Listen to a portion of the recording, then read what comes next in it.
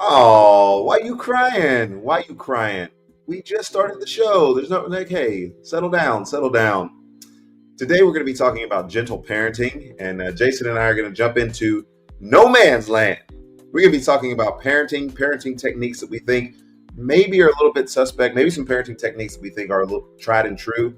I don't know where Jason's going to go with this one, but this is an episode that we've been wanting to talk about for a while because we're watching this recent and modern phenomenon take place where parents are essentially bargaining with their kids, essentially going through a democratic process with their kids to figure out who really does make the decisions in the family. And so we are here at the Way Forward Show. In just a second, Jason is going to come on. The good doctor himself is going to come on. He's going to talk to us. And so thank you for joining the Way Forward Show. Let's get this thing going today. Comment section is turned on, and I'm excited about this one. Government officials insist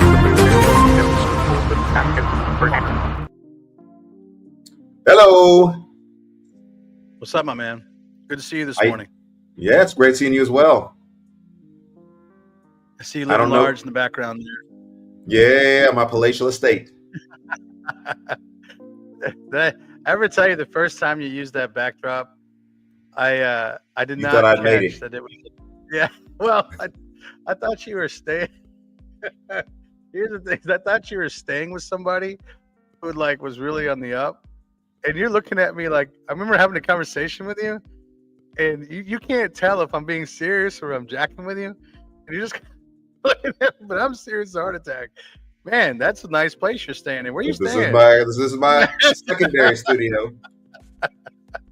I was completely ignorant of the fact that you could have a back. That just shows you how unsavvy I am in some of this technology. What we could do, how we could do it. I don't know if you ever saw that movie Cinderella Man with Russell Crowe. Yes. Yeah. Speaking of boxing, we'll get there in just a second.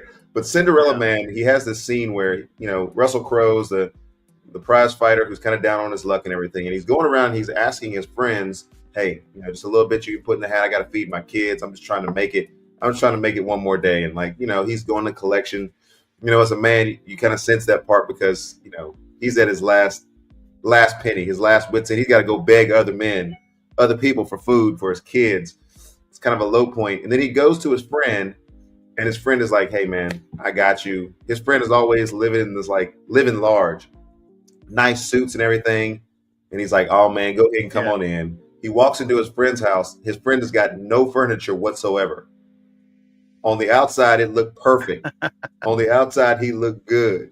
Yeah. I'm just trying to tell you, when I have this background, I got nothing in the background that anybody would want to see. This is the best that it gets. This is it. This is it for us. This is it.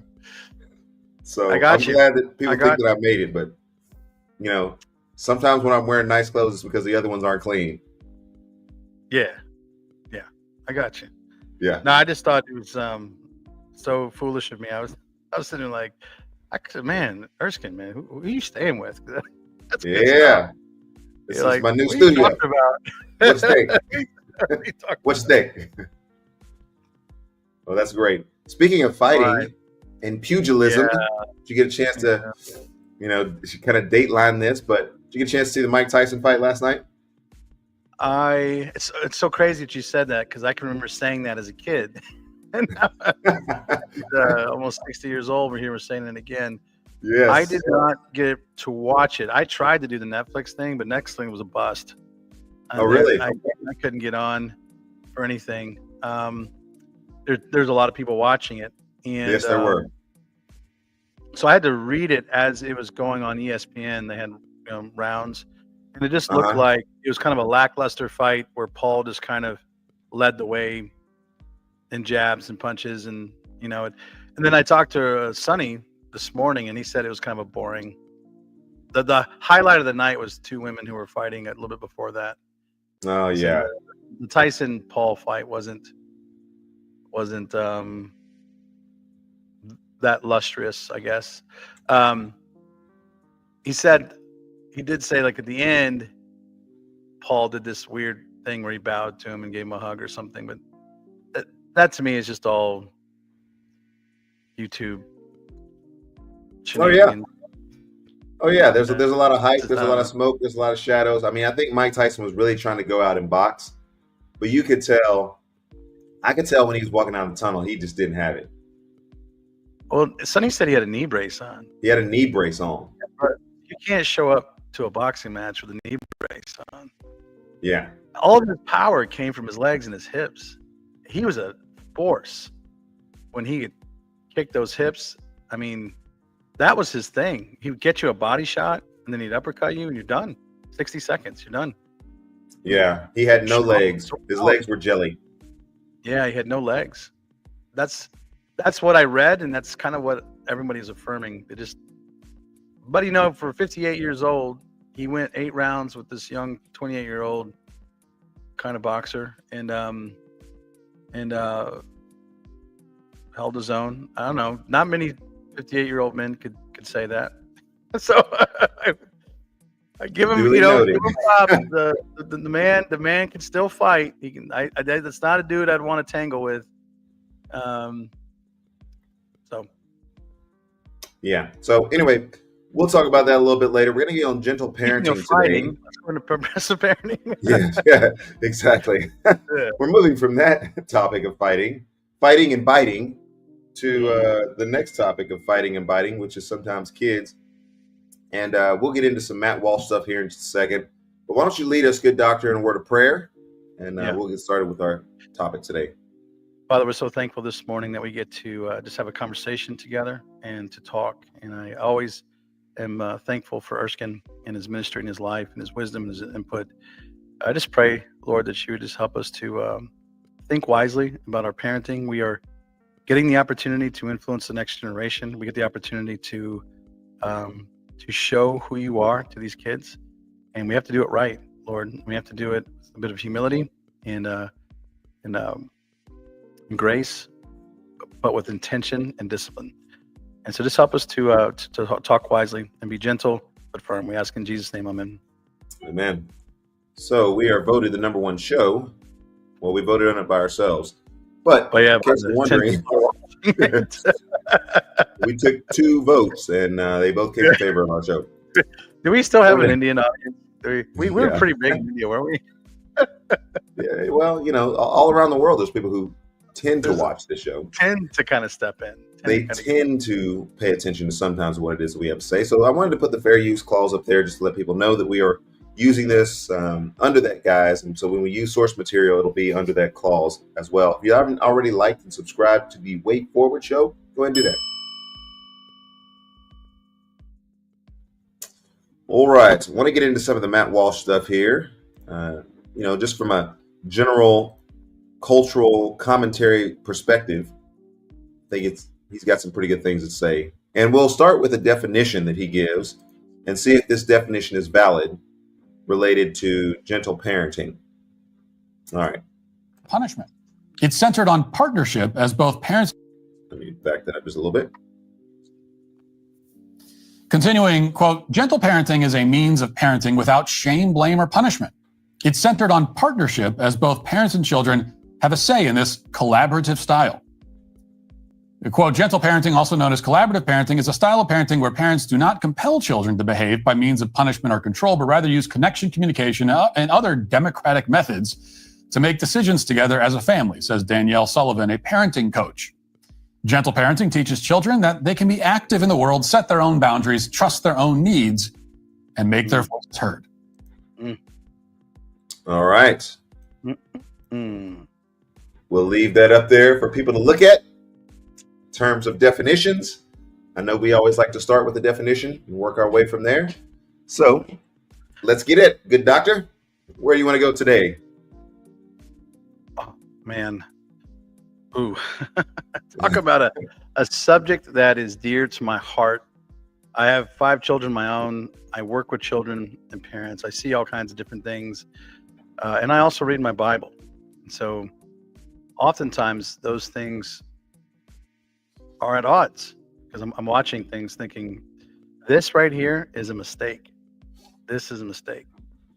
Because it makes a lot of assumptions, crazy assumptions. First of all, one of the assumptions, by the very fact it's gentle parenting, that any other parenting is not gentle.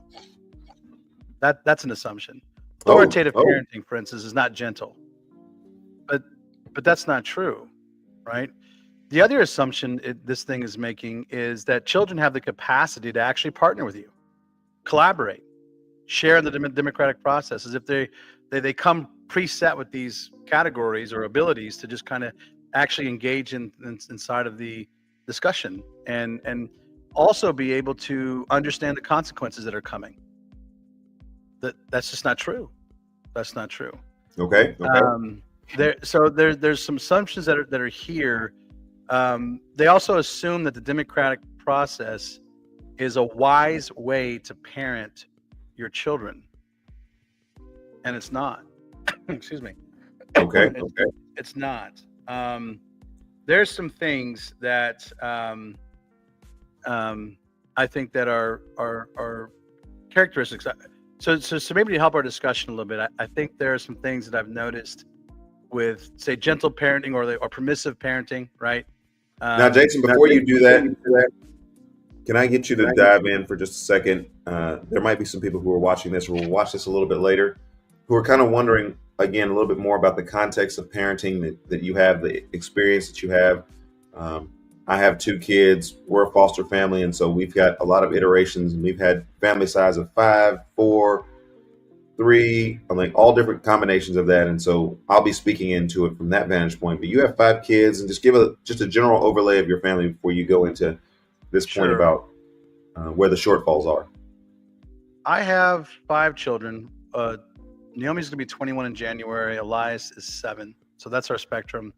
I think it goes 20, 21, 20, 16, 15, 7, something like that. We have been doing this for 20 some years now. We've been married 22 years. I've also been inside of education and family ministry.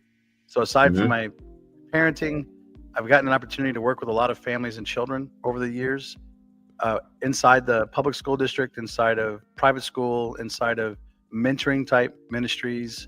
I've got to work with affluent families. I've got to work with impoverished families. I mean, by the grace of God, I've just gotten the opportunity to just observe a lot of parenting. Okay, I think that helps. Yeah. Some of it I've been able to glean from and say, wow, I want to take that into my own. And other times I've had to learn through negative, like, no, that's a bad idea. I'll tell you, though, that the biggest turnaround for me as a parent is my Bible. It's reading and understanding the Word. So that's been the most helpful. And then the second most helpful is being in the church, because these are the church, and you get to watch them inside of the intimacy of the church. So that's kind of been my experience. Also, I mean, I don't know if we're doing credential type stuff here, but a lot of my studying has been involved around family ministry, parenting, education. Education. So that's just kind of been my world for a little bit. Not that I've arrived by all means. Please don't take that as if like I've got the market on parenting. I don't. I don't have it. I tell my congregation all the time, if you step into our house, we are what, as Dave Future will say, 10 minutes from stupid. Just about every moment of the day. And there's a lot of mistakes we make, but we do have a philosophy of parenting that is intentional, that doesn't look like this. That is different. And I think that's important for people to understand. Yeah. We are going to be talking about some differences here in gentle parenting. So if you tuned in today, if you wanted to hear how the merits of gentle parenting are just helping a generation of children flourish in our society, this is probably not going to be your episode, but at least I'm going to try to steel man the argument for just a moment after Jason gets done, and we'll see where we can go from there. Yeah, I think it's helpful. What are some of the problems I have with just gentle parenting, I guess? Because I've seen it. I've seen it in action. I've watched it. Over a long period of time. It's been developing for a while. I've been at times frustrated with it, and then I've tried to also glean some things from it. So here's some things I think that are, for me, that I'm thinking about gentle parenting, permissive parenting. So it says it's a style where parents are, warm and nurturing, and I think again that's an assumption that is wrong, in the sense that authoritative parents, say so to speak, that's another style, can be just as warm and nurturing. But where you're going to find is the where the expectations and the rules follow. Permissive parenting tends to have low expectations and impose few rules. They kind of let things linger. The parents in the permissive side or the gentle side tend to look at communication as openly as possible, trying to, like we said, negotiate or talk to kids, and almost like as if they're adults in that sense. Uh-huh. They have low expectations of their children, and rarely have high expectations of mature behavior. That's an issue for me. Now, Jason, is there a contradiction there where you say the parents have low expectations in terms of the discipline, but they have high expectations in terms of the kid's ability or the child's ability to be able to make important decisions? Well, yeah, because they're assuming that the child comes with some degree of understanding already what to do. When you and I are talking, the reason why you and I can communicate and collaborate together is you've lived long enough in the world to figure a few things out. I've lived long enough in the world to figure things out. And by golly, you and I have figured a few things out together. And we are able to talk and share these categories. Now, there's some nuances that you have, and there's some nuances that I have. And that's where the collaboration happens, right? Children don't have that. They're coming into the world. They're coming into the world with a broken nature, for starters. That's one of the things that. And I think that theologically that we need to trace that down a little bit. Right. So at the fall, when Adam sinned, Paul tells us that sin has come to all men. So all the offspring of Adam are born broken. That's your little baby girl. That's your little baby boy. Beautiful, but broken. Come in with a rebellious heart, with a rebellious nature. And you know this because the moment you tell that child no, when they're 2 or 3 years old, they throw a fit. They have a tantrum. You have to teach that child how to share. You have to teach the child not to pull the other kid's hair when they're getting annoyed. You have to teach the child to respect boundaries. All of that is something that has to happen where the parent is intentionally helping the child navigate this world and navigate the home. But this permissive parenting thing kind of says that the kids kind of come in the world with a clean slate. Okay. Like, they're just born, and we get there and we get to kind of shape that. And the way we want to shape that is being, keep the expectations somewhat low, especially in maturity. Just let them kind of blossom on their own. Impose few rules and guidelines for their behavior. Don't say the word no. Use discipline very sparingly. Avoid punishment. Allow the children to make their own choices, like what to eat and when to go to bed and how much time to spend watching television, that kind of thing. And I'm generalizing because every gentle parent is probably going to have those boundaries a little different. But yeah, and the culture in which people are parenting changes depending on your socioeconomic situation in life, amount of leisure time that you have, context, part of the country. Like there's a lot of different variables that you'll put into that. Yeah, and also you'll see that these gentle parenting will kind of accept and support their child's behavior, including some of these aggressive impulses, even allowing the child to hit back a little bit at you. They tend to rarely control their children or govern their time schedule, which is massive. But here's the other weird thing, right? Is when it comes to like monitoring their child's activities, they become kind of hovering because what they do is they get their kids engaged in everything possible, because all those things are going to help them grow to be a cultured, whole young man or young woman. And then they also tend to want to bulldoze obstacles because they don't like rejection or failure. So they try to control the kid's environment. They try to manipulate it. And I've seen this the most inside of education, where parents will try to do something to get the obstacles out of the way so that it makes it easier for their kid to walk in the path. I've Right. even seen it so much where, you know, when we were in high school, you had the task of if you wanted to ask somebody to homecoming, right? You had to go ask the person to homecoming. I've It even gets seen turned down. parents, Yeah.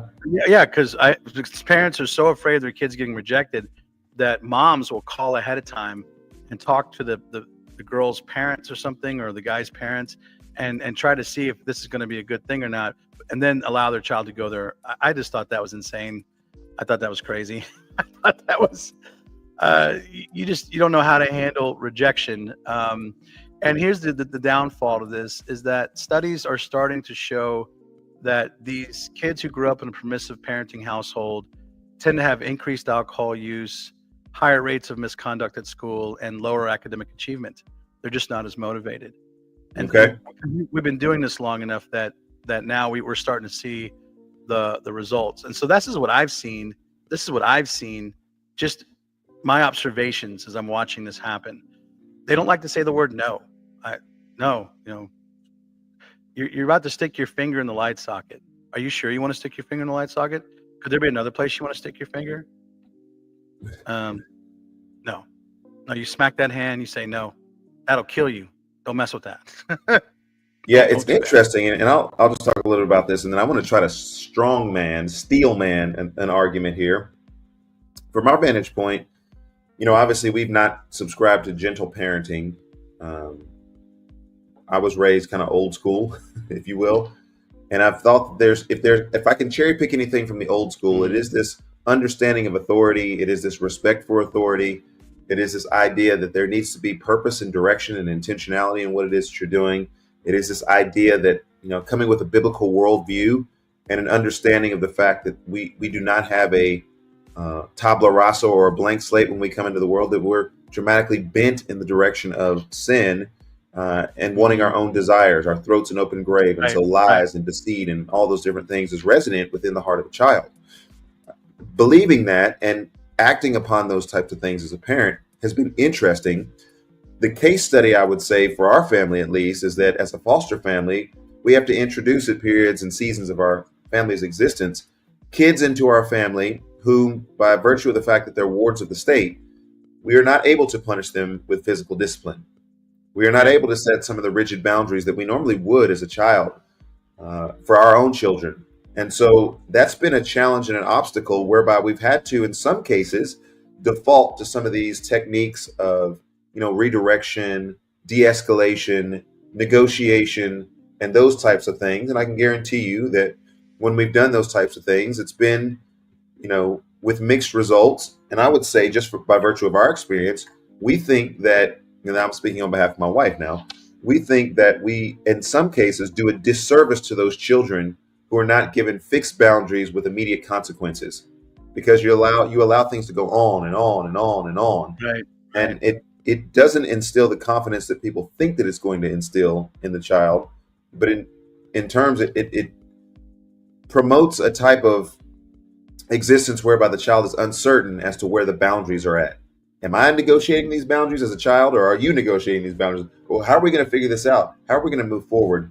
And we have just maybe in general, and I can categorize it in general, not come away with a very good understanding or a very good appreciation for gentle parenting. Now, Jason, let me do this. I'm going to give you 3 things that I think gentle parenting does well. Okay. 3 things. Sure. I'm going to try to steel man this. It can prioritize the relationship between the parent and the child. In some cases, making sure that that child knows that you're with them as a parent and that you're for them. Again, I'm trying hard here. Prioritizing the relationship, the parent-child relationship. All right, second thing. It can help a child develop their verbal confidence, where they're able to negotiate things and speak to things. There is the old adage that children should be seen and not heard. Well, this says that the child can be seen and heard, and the child can develop verbal skills and learn to use those verbal skills. Number 3, the child who is advocating, perhaps because they want to go to McDonald's and they want to get the Happy Meal, and you're like, no, we just need a hamburger. We don't need the whole Happy Meal. They're advocating on their reasoning skills. Why is the reason why they want the whole Happy Meal and not just the fries? They can develop reasoning skills. 1, 2, and 3. I tried the best that I could. You see any flaws in that?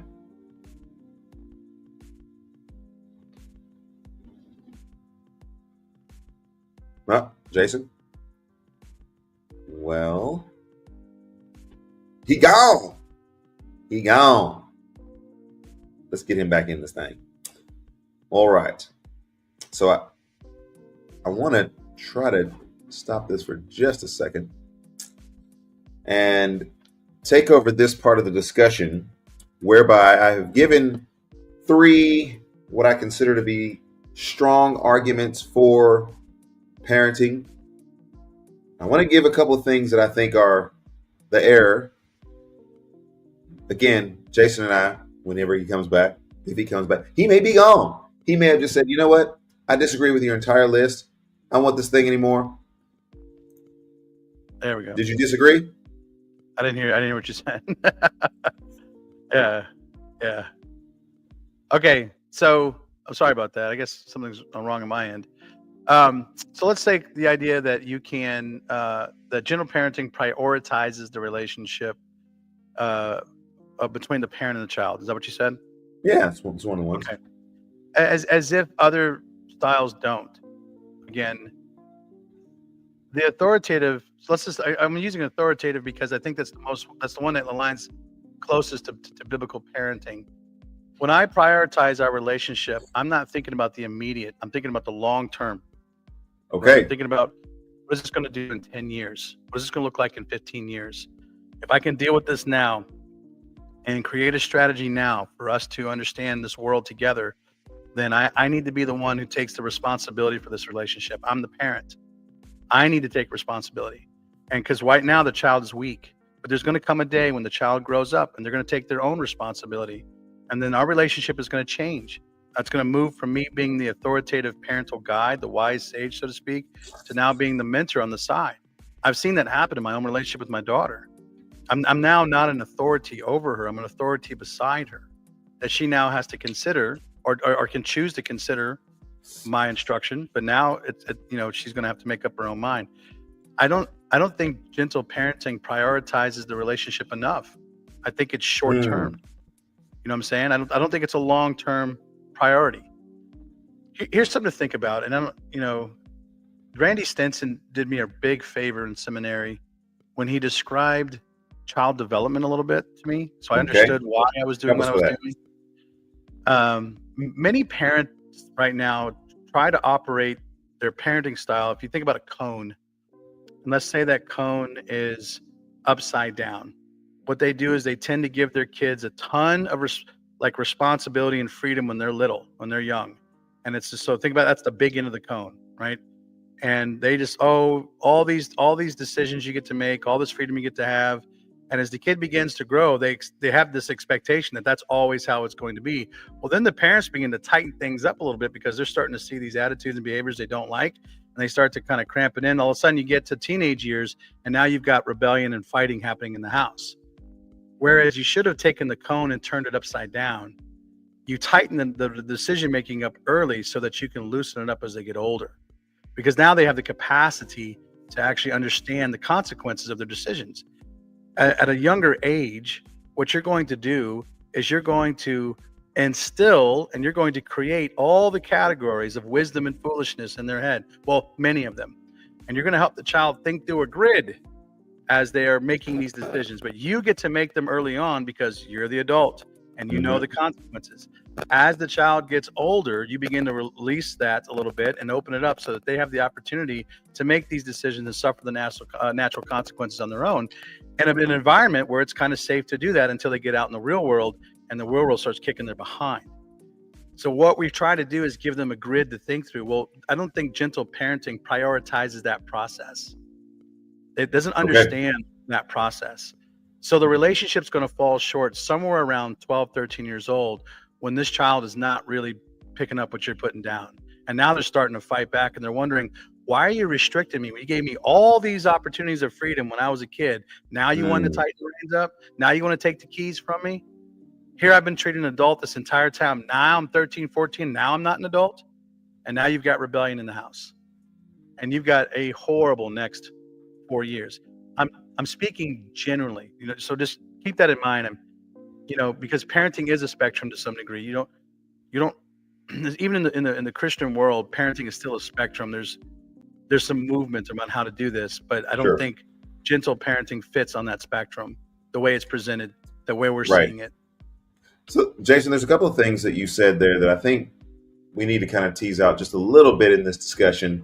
And one of those is, hopefully you've heard it at this point, but it's the kite analogy, in which you're always trying to check, where your kids are at in their development and, their response to certain things. And so you're letting that kite out because you want your kids to fly. You want your kids to be successful. You want them to do well in the world. And so you're letting out just a little bit of that kite at a time to figure out, can your kids fly? Can they handle the responsibilities? Can they, show up on time? Can they be responsive? Can they, ask for forgiveness and all the different biblical things that we're advocating for? Once they show you that they can do those things, and you let a little bit more out. And so you're talking about these years where 13, 14, 15, 16, you keep letting that thing out so that your kids are able to fly. But when you see that they're not able to fly and they're not able to respond, that's the time in which we still need to hold ourselves in place right here. We still need to get enough wind in the sails for this thing to stay up. So there's that. But I think, Jason, you and I, when we have this discussion, and again, I think it goes without saying that we are not heavy-handed in this discussion, but we are intentional in discussion. Right. What we are essentially saying, Jason, I think you'll agree with this, we're saying that there's something that the kids don't know that's coming after they graduate or when they become a quote-unquote adult by virtue of the state or by the government or by responsibility. There's something that they don't know about what's about to happen to them in the world that we know is about to happen to them, and we're preparing them for those things. I think that's an underlying part of the equation that we're working with, is that, if you just left that funnel open, to use your analogy, they go out into the world and there's a big shock that's coming. There's a big disappointment that's coming. Well, see there, and I think there's where the intentionality of what exactly are you teaching your kids? Permissive parenting seems to let the reins go and let things fall where they fall. There is some instruction, but there's not enough to help the child understand the world that they're living in. You have to understand, biblically, God has revealed to us that the world is beautiful, but it's broken. Yes, Genesis 1 through 3, we got it down. But he's also described that there are two kinds of people in the world. Those are the wise people and the foolish people. The fool says in his heart, there is no God. So if you are not starting off helping your children understand that there is a God you're held accountable to, you are now undermining the authority they need to guide their lives by. Because God is intertwined or weaving into creation wisdom. And when you talk about wisdom, I think there's 4 ways to think about it. If you think about Old Testament wisdom, one, that the fear of the Lord is the beginning of wisdom. There is a God. He's created all things, and he's engaged in his creation, and you're going to be held accountable to him. That's number one. Number 2, there is a creational wisdom that is here. There are things that you can learn about the world that you can excel in by just simply observation. For instance, I live in the Midwest, and we're not planting crops right now because it's winter. When the spring comes, you're going to plant crops, and you're going to expect a harvest through the summer and into the fall. The reason why that is because creation has shown you that if you follow this process, this wisdom, you can bear fruit. So we don't teach our kids to go against that wisdom. We teach them to understand, how do you walk wisely in this world? That's a job, that's a vocation, that's skill sets, right? How do you pull out from creation how to live? Number 3, there is a moral wisdom. There's a way that you're supposed to do what is right, understand what is right, and understand what is wrong. And you have to teach your children intentionally what that morality is. You can't just let that go. You just can't let it develop on its own. That has to be intentionally taught because the child is broken and sinful. You have to teach them what is truth, absolute truth, imperative truth, truth that can be trusted to build your house on. That means the house of your faith, your life, and truth that you can live in, because you live in the truth, you die by a lie. And then finally, there's tradition. You don't throw the baby out with the bathwater. You look back and see those who've gone before you and how they've lived and what they've worked, and you understand virtue. And so when you look at wisdom, all of that has to be intentionally taught to the child as they're developing that cone, right? So that they're now understanding character and virtue alongside this relationship you're developing with them, so that when you open that cone, they do have the ability to think through decision making, and at the same time a relationship where they trust you. And I think that is the key. Is permissive parenting think they're developing trust, but they're not, because you're letting this kid go off into the wild blue yonder or the pasture without any fences, and they're getting eaten alive. They don't trust you. They don't trust your decision making. They have to watch your decision making. They have to see the fruit of your decision making and believe that, you know what, you actually kind of maybe know what you're doing a little bit, and you have their best interest at heart. And I'm not seeing that in permissive parenting. So by the time your kid's older, and now my daughter's 21 years old, she's been getting married in May. Now she comes alongside me and she asks me my opinion, and my opinion carries a certain degree of weight. Well, Dad's been around the block a few times. He's been married for 25 years. He knows a few things. And I've never known my dad to act not out of my best interests. And so. Yeah. So Jason, there's something that I wanted to. That's what I feel like we've prioritized the relationship with this relationship. Yeah, go ahead. Yeah. So I was thinking about this in reference to the fact that kids will sometimes kind of push against things like family discipleship. And I'm thinking about this in reference to the fact that there is no neutrality when it comes to being a follower of Christ. You look at the indicatives of who we are in Christ. We are a new creation. Old things have passed away and the new has come. There's a regeneration that takes place a la John 3. This is kind of the theology behind it. But because we are a new creation, because we are followers of Christ, because in Matthew 6:33 we prioritize the kingdom of God, that means that there's a imperative that then becomes indicative of our life. It's the imperative personally in our lives related to following Christ. And then when we take on a wife and have a family, there's the imperative of instilling within our kids the fear and instruction of the Lord. And so we're in a process before the kids ever get to a formal church building, church fellowship. You know, it's kind of like the old reformers and Puritans used to say, the first church, the first hospital, the first school is your home. And so within the context of your home, as you're discipling your family, there's going to be an imperative that you be discipling your family.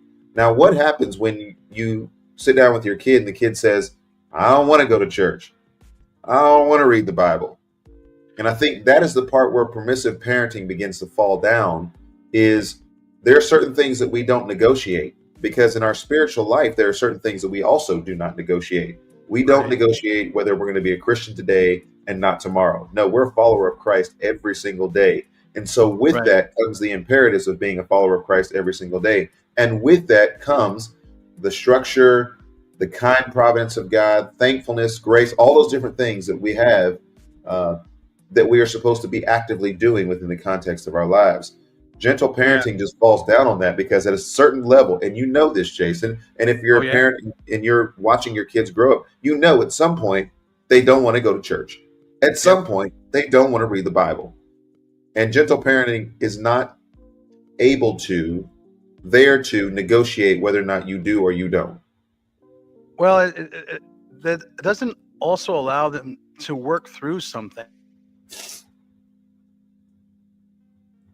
to push through something. Just because you don't want to do it doesn't mean you shouldn't do it. You got to push through that. You got to fight through that. That lacks a certain degree of discipline, not just corporal punishment type discipline. I'm talking about the discipline of living. I don't want to go to work today. Well, you got bills to pay. And if you got a family, you got a family to take care of. You got to get up. I don't want to work today. Yeah, I don't want to go to school today. And then what I find is parents with this gentle parenting idea, they're so afraid of resentment. Like they make decisions out of, is my child going to resent me for this? I'm thinking, why are you going there? Why is that an issue? Because you tell your kid no, they're that fickle. You think they're going to resent you when you get older? Because you have I'm watching this in education. I don't want to send my kids to the school because my kid really wants to go to this school. I'm afraid he's going to resent me when he gets older. And I'm thinking he is going to resent you because you're not making the wise decision to help him work through those feelings. You're just giving in to them. That's not why. I want to give a personal testimony and say that when I was being trained as a young man, I resented my parents. They made me do some things that I absolutely hated.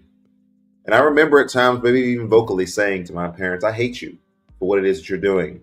And one particular thing that I think my parents did, I was livid about the decision that they made. Because when I was going from the 8th grade to 9th grade into high school, my parents decided that they would sign me up for all honors classes. And so now the friends that I had before are not the friends that I have going into high school. That's a big deal for parents these days. The social environment of your kids, their emotional well-being. Yeah. My grandparents said, you will be in all honors classes and you will do your best in those classes. And so now that I'm a little bit older, resentment has turned into appreciation, which has turned into respect. And even if the relationship is not great between my grandparents and I, there will always be that level of respect for them to be able to see some things that were ahead of me. Right. And listen, we've been in this thing long enough to have kids of our own who dislike, are disgruntled, disrespectful, all of those different things. And they have hated some of our parenting decisions. We'll see where they're at when they're in their 40s. Young and stupid marry so well together. I did the same thing. I was livid at my parents for decisions they made. I lacked understanding about, first of all, some of the things they were dealing with and working through. So that's good. There is that, right? I just did not understand their own stuff. And then on top of that, I didn't understand they were oftentimes stuck between a rock and a hard place sometimes. I didn't understand that. And they had to make a decision. But leaders lead. And that's what my dad did. He's like, I'm making a decision. And this is what we're going to do. And this is what you're going to do. Whether you like it or not, this is how it's going to go down. And as a young man, I desperately needed that. I needed him to do that. I didn't like it. I bowed up. I'm like, yeah, whatever. And then now I'm in the world a little bit. I'm in my 20s and 30s and 40s. And I look back and say, dang, Dad had it. Dad was right. Dad was right to step up and do that and have that ability to correct me and to force me to do some things I didn't want to do. I was short-sighted. He was long-sighted. I was misinformed. He had the facts. All kinds of things were going on there. And that's your kids, though. Your kids are going to make all these assumptions about things because they have no idea, but you have the facts. You know what you're looking for. You know where you're going. And maybe that's another problem you're seeing is I don't know if permissive parenting casts a long-term vision for your kids. I just don't know if they look too far down the road. Or if they do, maybe they look at it through this lens of resentment. I don't want my kids to resent me, so therefore I'm going to do this. And I'm like, that's a horrible way to parent. That's a horrible way to feel. You feel guilty all the time. Yeah. And so that's where I believe the gospel has been so good for me. As I go to bed at night, and for the most part, I sleep just fine of the decisions I'm making. Because I know that I'm making them in light of that for my kids. Now, I should say you had two other points, right? So prior to, what were your two other things? I'm curious with the gentle parenting. Development of verbal skills and development of reasoning skills, essentially. Yeah. So faith and reason, which are core convictions that the household has to develop. And I'm not sure, you spoke to this earlier, that there are going to come times kids do not want to do Bible time or kids do not want to do it. Elias right now, anytime I want to sit down and read the Bible with him, bucks me every single time. He would rather go watch TV, he'd rather go do something else. Sure. But what do I see down the road? I see here's a young man who needs Jesus. I see the wisdom of the Lord addressing his sin. I see ways to pray for him, and he sits down with me. And I also know that from experience, when he looks back at these times and he's sitting down with his daddy and his daddy's reading the Bible, the overall ethos of that is going to be warm and pleasant, not exasperating. Yeah. And I think that the reasoning skills part of it is we believe God has given them a brain to think and to rationalize through things. We have to teach them a biblical worldview to do that with. And the one caveat I have with parents is to really take Paul's advice to not exasperate your children. Okay. That's the tension you have to live in with this whole thing, is that relationship side of thing is really, really important. The trust level between the parent and the child is massive. And your children are always gauging you in the sense that, are you out of your mind, or are you actually walking on solid ground here? Because children can smell a hypocrite a mile away. They can realize something's wanky. They may not have the courage to maybe speak up, but they know it, and it'll come out later when you're in your 20s. And so parents, fathers in particular, we have to be careful not to exasperate our children, to understand what is appropriate guilt, what is appropriate shame. That's fine, because you should feel that if you sinned against somebody, but not to put expectations so high the kids can't reach, or that we're not willing to help them get there, or to misappropriate shame and guilt in a way that the child feels hopeless. We've got to watch that tension. That's where I think I get myself in trouble if I'm not careful. Sure. Because I will come too hard, too much at one time, to which I need to say, okay, Lord, I'm sorry. And then make sure I talk to the child and say, look, I'm sorry. I went too hard. I got to pull back. Yes. And so I would share in that sentiment with you. And I think some of our best times of growth have been those times when I've had to go to the kids and say, I'm sorry. Got a little too amped up there. And as a result of that, sinned against you, and then work through a biblical process. Yep. I found that in every single occasion, my kids have been very quick when I come to them and apologize to them and ask forgiveness and seek forgiveness for sins that I've committed against them. They are extremely quick to offer that forgiveness and to reconcile the relationship. I can say that. There's been some things that I have not done right, but in those moments, their response has been extremely humbling. I just think that sometimes they think you're more of a sinner than you think that you are, and they're probably right about that, but the Lord has got to work on that part of it. Yeah. Well, here's the other thing I think permissive parenting misses the mark on with discipline. They are afraid to tell their kid no, so they use a lot of redirection. And then they're afraid to actually lay the boom on the kid a little bit, say a swat in the behind, because culture. Hey, can we jump into that in just a second? We're going to deal with some more of the sensitive issues. Now that we've got some folks who are watching, I just want to remind them the comment section is turned on. So if you guys want to jump in the conversation and be in part of what's going on here, you guys can definitely do that. There's about a 10-second or so delay, but I'll make sure that I pay attention to the comment section. I want to talk about spanking, corporal punishment, physical discipline, what you're about to get into. And I also want to talk about finances. I want to tell a story of how we've handled some of the discussions related to finances and kind of the socioeconomics of family that kids sometimes are not aware of. And so we'll be back in just a few moments. This is our top story today. We're talking about permissive parenting versus what we consider to be more authoritative, guided, biblical parenting.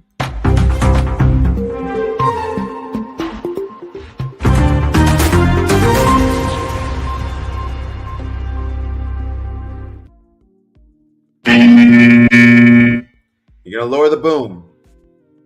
The rod, God, and your child's bod. Yeah. Get them. So our culture right now has just gone off the deep end with absolutely no spanking. Illinois just even passed a law that says even Christian schools can't bring the wood a little bit because psychology has said this is bad. That's insane. I think beating your kid is bad. That's wrong. You shouldn't do that. Healthy corporal punishment is a really intimate side of discipline that I believe is absolutely necessary and can be quick and solve so many problems early on that will help your relationship be much better. When we decided to use corporal punishment, which wasn't a very hard decision, but I think my wife kind of had to come around to it a little bit. And at first she was absolutely not, because our kids are going to be just fine and whatever. And then Naomi had her nice big fit, and then she realized, wow, we need to do something a little more So somebody instructive. better do something about this. That's right. That's right. And so we started talking. I said, I remember having a conversation with saying, this is not personal. We don't hate our children. We don't dislike our children. Naomi is just going through the process of growing. You know, she's not getting her way, and her natural inclination is to rebel and to come hard at you like this, to have that tantrum, to throw her hands in your face or whatever. So what is corporal punishment meant to do? What are we trying to accomplish with it? That was a really helpful discussion, because it wasn't the fact of going in there and just beating your behind. That's not the goal. Yeah. The problem with the child, when you've reached a point for corporal punishment, is pride has really blinded them to life. Pride is at its peak. They are as proud as they're going to be that day when they're pretty much telling you to get back. They're throwing their fits, and they're even laying hands on you or whatever when they're little kids and whatnot. That's pride. Pride is telling them that they're in charge. Pride is telling them it's their kingdom. Pride is telling them that your kingdom better back off, or there's going to be war. That's why I told my wife, we don't negotiate with terrorists at all. There's one kingdom in the house. It's God's kingdom, and I've been given the right and the privilege to oversee that in my house. So I need to take care of this. And so the goal is to help humility teach the child that they're wrong.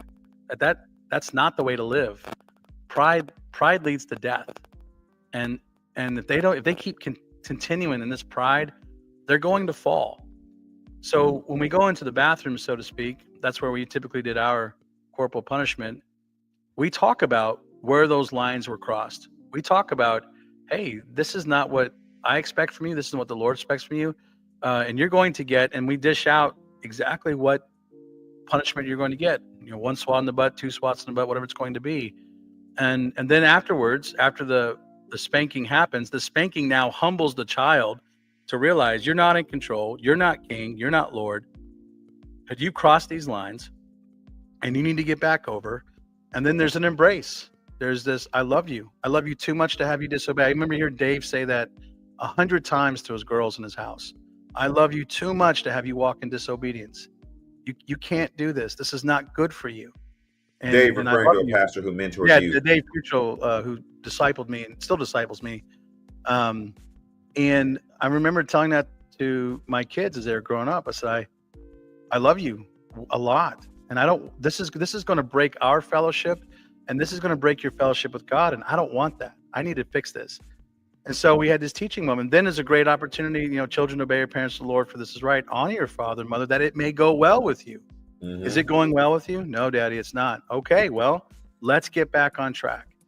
And we get through it. We hug, we reconcile. It's done. It's finished. It's over. And we're moving on. And you know what? In kids, in like 5 minutes, they're moving along.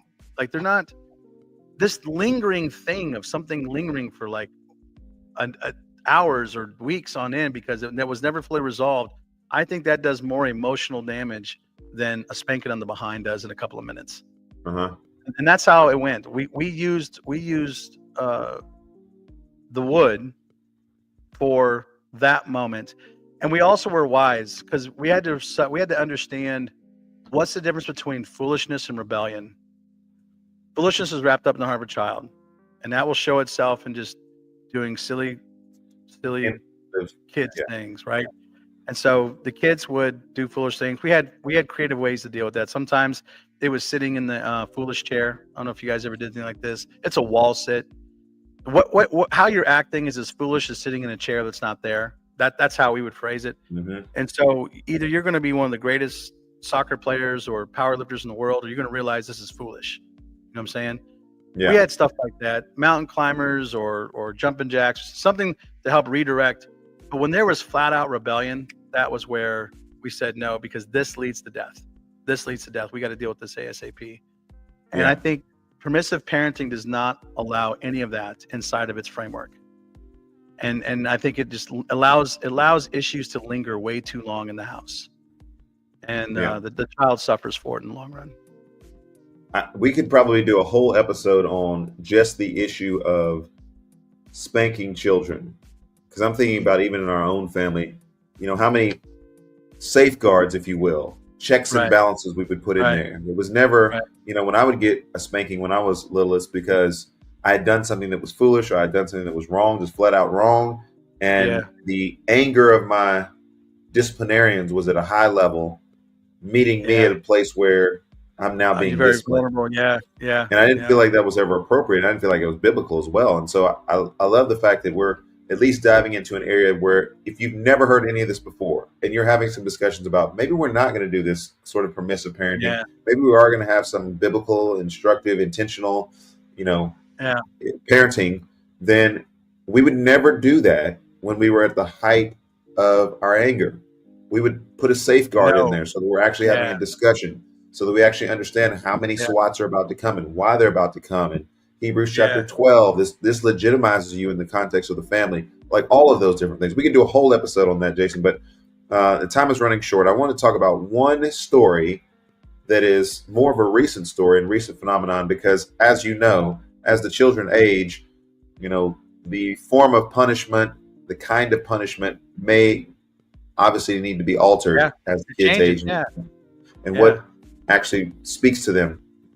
So we can get into that a little bit later, but here's one of the things that I think kids are intuitive, like you're talking about, Jason. Kids understand Mhm.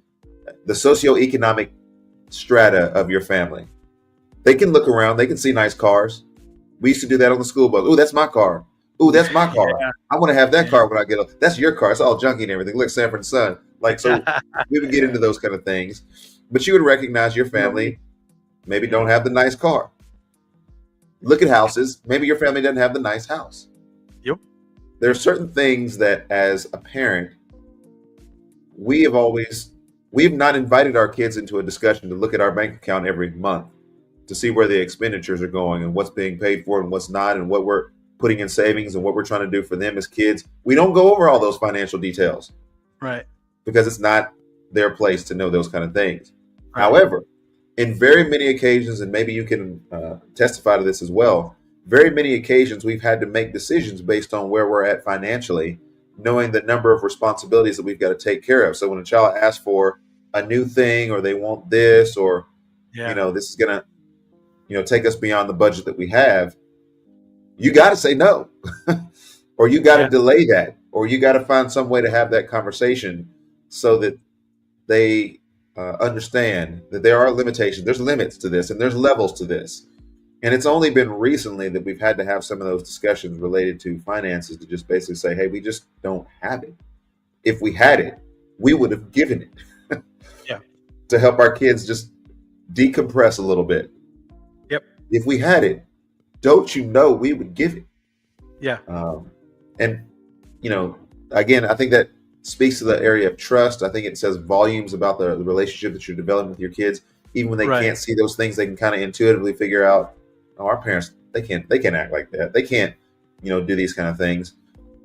So anything that you would want to Yeah. say with regards to that conversation? Oh man, that I had the conversation with Elias. He's like, Daddy, we going on vacation this year? I said, baby, we broke. We- How about a staycation? vacations cost money, and and he's like, what are you talking about? Because in his world, I mean, everything just kind of shows up. You're right. If you early on in your child's life, if you will do the hard work of good biblical discipline, I mean, make sure you're building this establishment where you're making the decisions, you're helping them understand the categories, you're bringing corporal punishment when it's appropriate, you're using creativity other times, and you establish this relationship of trust where they know, if we had it, we would give it, that kind of thing. It makes those things go smoother later. Because we have this conversation every time.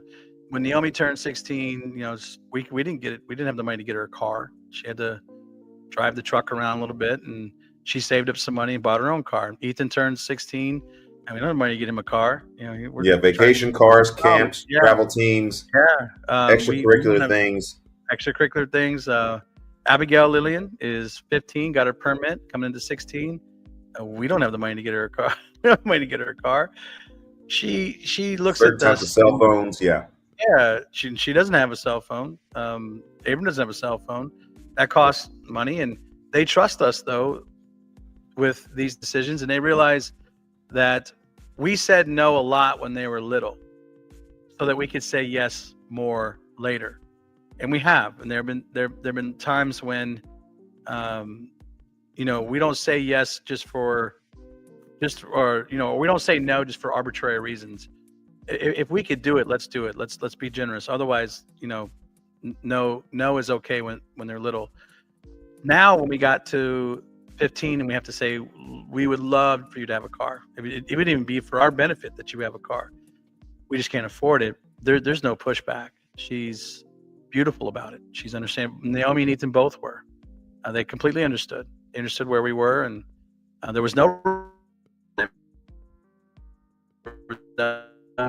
You guys are bad parents because you're not giving me what I want. Well, that's because they have character, and they understand virtue, and they understand what the Lord expects from them, and they understand our relationship, and they understand what they've been taught when they were little, and they understand that we have gone above and beyond to try to give them the best we can within certain boundaries.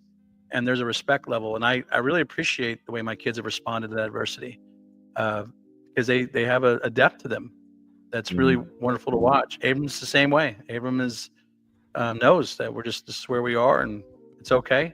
God will provide, and we'll keep her moving. That was a lot of work done early, and I need to be cautious here, because I don't want to give the impression that if you find this magic formula for your kids, that if you just implement this strategy, your kids will turn out just fine. That's not true. Yeah, that's not Thanks true. for that. Thanks for that. Yeah, that's not true. You could do all the right things as a parent, and your kids still have to make decisions, and they still have sinful natures, and they still make their own journey. And that's something out of your control. This is where parents, at the end of the day, you have to trust in the Lord with all your heart, lean not in your understanding, and all your ways acknowledge Him, and He will make your path straight. And that's the prayer. That's the way forward for you, by the way, is you just, at the end of the day, make your decisions, love your children, teach them wisdom, and let the Lord do what He's going to do, and rest in that. Because if you think that you can manipulate your kids, or you can have some strategy that will just make them, great children, you will find very quickly that in the end it won't work out what you think.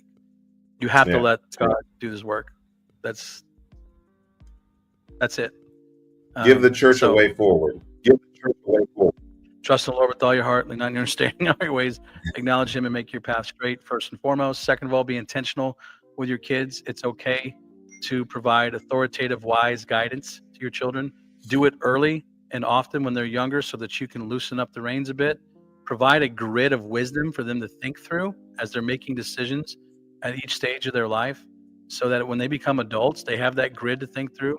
They're not going to be perfect. Allow grace to mingle in there when they make their mistakes. Don't overdo the shame and exasperation, but make sure they are held accountable. Don't just let them wander off the deep end. G.K. Chesterton had a wonderful example of why laws and boundaries are necessary. If you take a group of children and you put them on a 100-foot plateau that's up in the air, and you give them a ball to play with, they will only play in a small circle, because once they go over that cliff and they realize that death is there, they're not going to expand out. The moment you put boundaries up, a fence, a net, something up that they feel safe in, all of a sudden they're playing all over that plateau, because they understand where the boundaries are. And that's what you're doing as a parent. You're putting up safe boundaries for them when you are authoritative, and you are guiding them, and you're giving them wisdom and understanding the world they live in.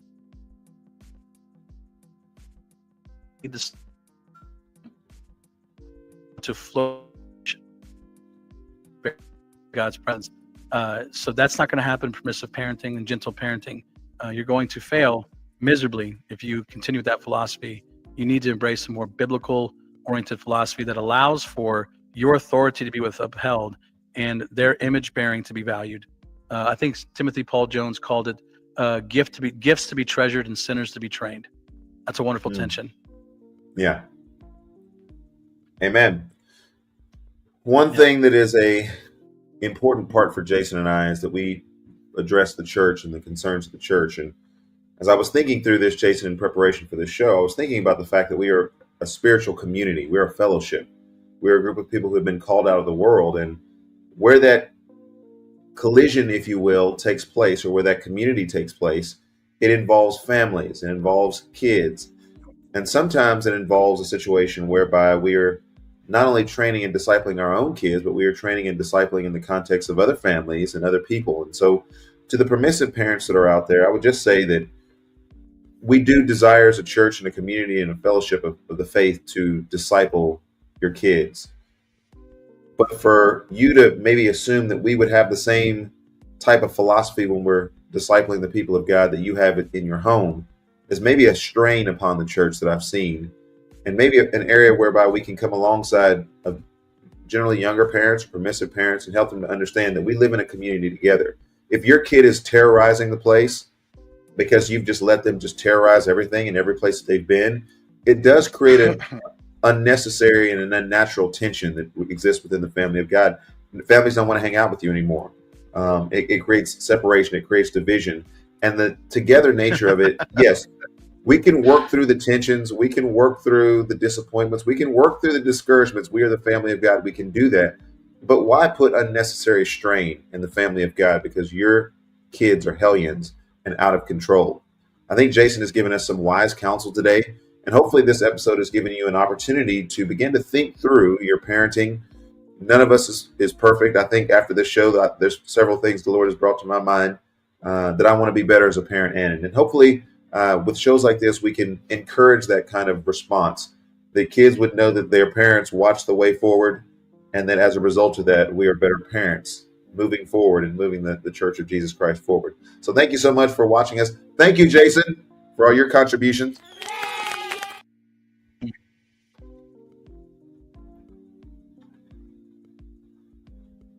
Yeah, Peace. my pleasure. Yeah. Government officials insist